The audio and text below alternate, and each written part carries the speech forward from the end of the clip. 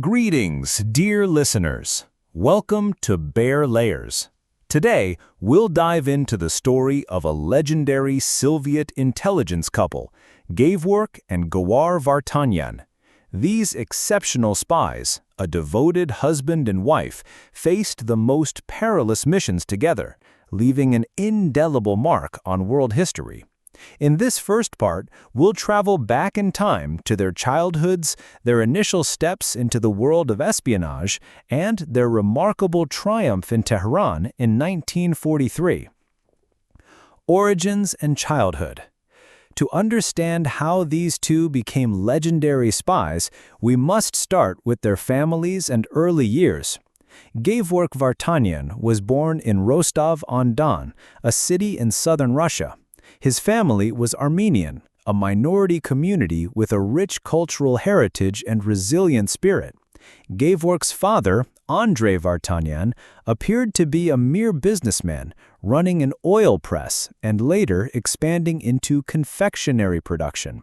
But in truth, Andrei secretly served Soviet intelligence, operating under the cover of a merchant. In a world on the brink of war, his activities couldn't escape notice. Andrei was often tailed by foreign agents and even arrested once, though released due to lack of evidence.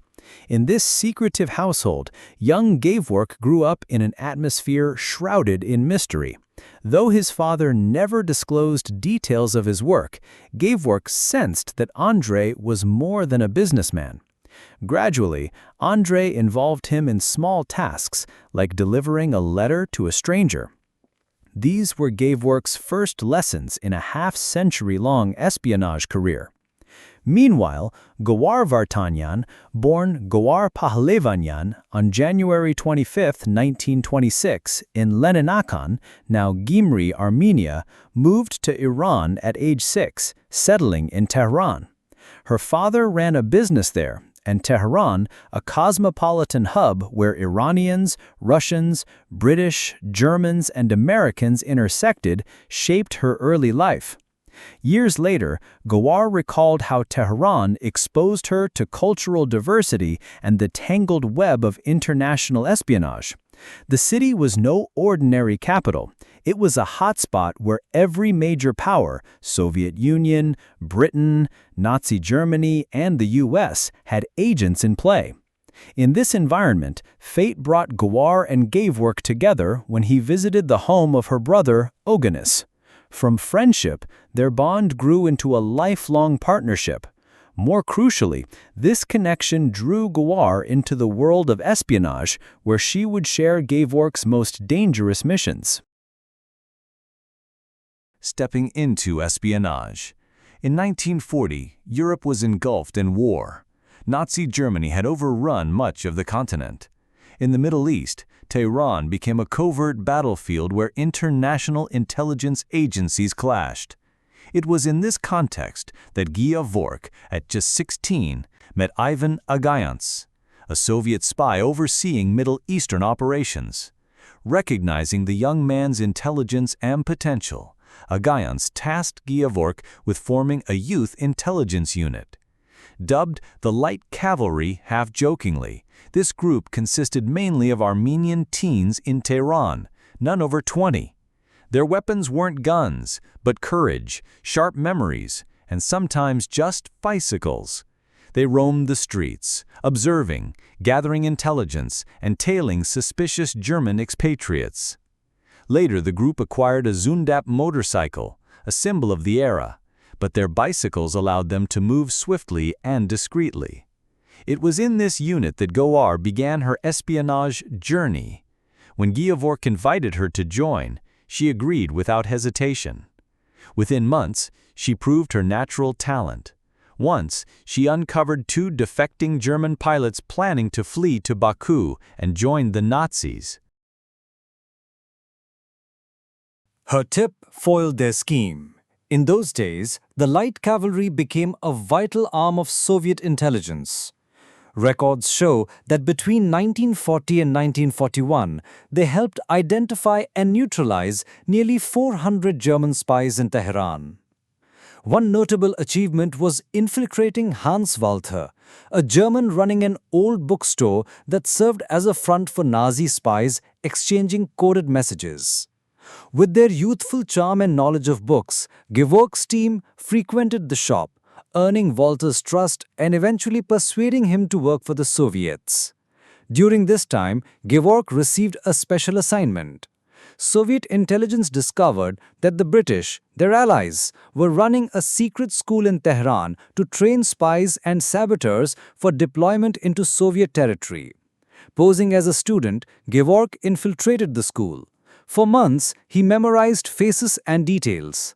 As a result, every spy later crossing into the Soviet Union was swiftly apprehended. The British were forced to shut down the school. Years later, Gevork recalled with a smile, "I owe a lot to British intelligence. In just 6 months, they taught me skills I used throughout my career." Tehran, 1943. Operation Long Jump. The first pinnacle of Gevork and Goar's careers came in 1943. World War II had reached a critical stage. The Soviet Union was holding off Germany's onslaught at a staggering human cost. To shift the war's tide, Stalin pressed his Western allies to open a second front in Europe.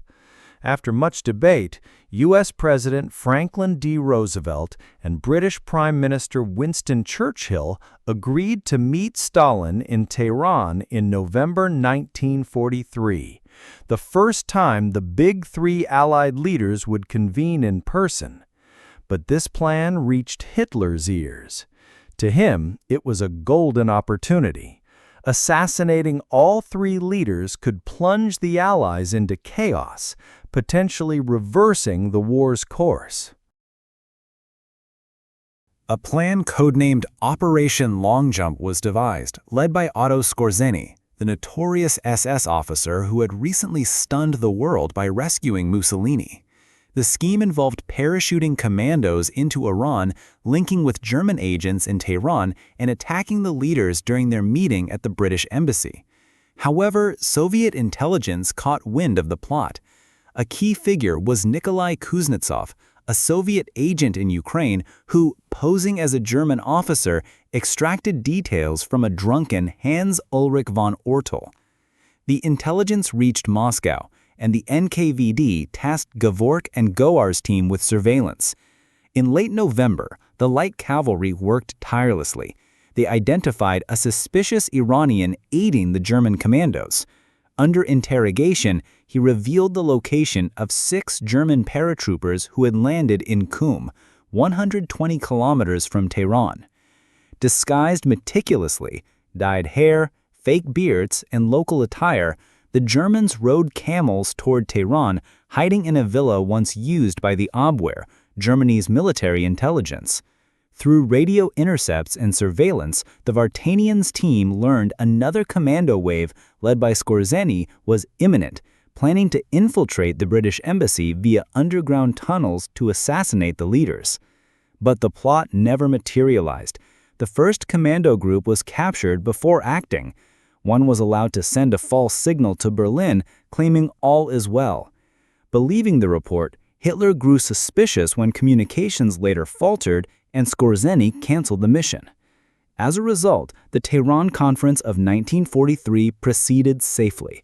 Stalin, Roosevelt, and Churchill finalized plans for the Second Front, the Normandy invasion of June 1944. Historians argue that without this operation's success, had Hitler's plan worked, World War II could have dragged on for years, with a potentially different outcome. For Gevork and Goar, this was the achievement that cemented their legacy. Though young spies, their quick thinking and loyalty safeguarded the world's most pivotal leaders. Love and devotion amid war. Amid the war's ferocity, a love story quietly blossomed.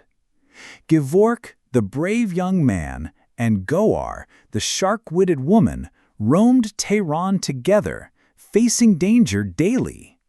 Their love wasn't built on grand gestures, but on absolute trust in each mission. They knew a single misstep could cost their lives. Yet this only deepened their bond. After the war, they married and continued their espionage work worldwide for decades. A story for the next part.